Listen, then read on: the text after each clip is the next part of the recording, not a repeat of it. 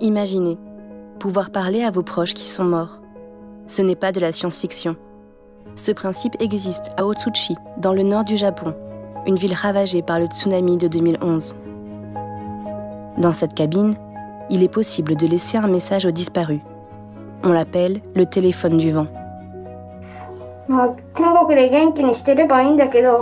Cette idée réconfortante est reprise au théâtre, dans une pièce qui imagine comment survivre après une catastrophe.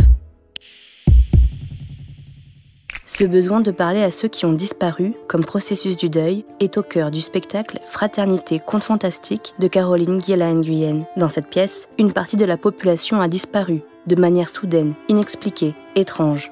Ceux qui restent pensent être entendus dans le futur par leurs proches, en laissant un message dans une cabine spéciale. Déjà, j'adore l'idée en fait que l'on parle à quelqu'un qui potentiellement dans le futur va pouvoir nous entendre. Je trouve que c'est quelque chose qui a à voir avec l'archive, avec justement un dialogue entre ici et demain.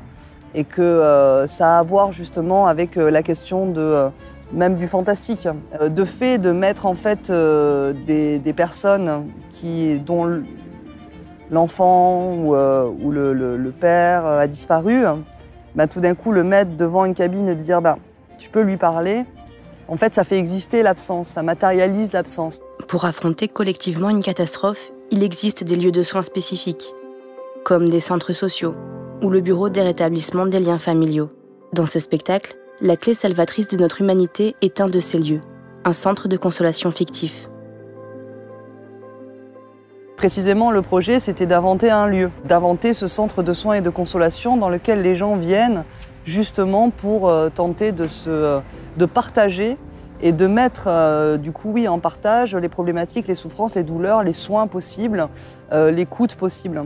Précisément, ce sont des lieux qui disent en fait vous n'êtes pas seul, nous sommes là, il y a une institution. Dans ces lieux-là, au final, ce qui émerge aussi au-delà de la blessure, c'est aussi des élans fraternels, c'est aussi des élans de soins, c'est aussi des élans de réparation. Cabine de messages, lieu de consolation, en nous apportant ces solutions, le théâtre nous permet d'appréhender la fin d'un monde. En suscitant l'émotion chez le spectateur, il pousse à la réflexion. Qu'est-ce que la fraternité ?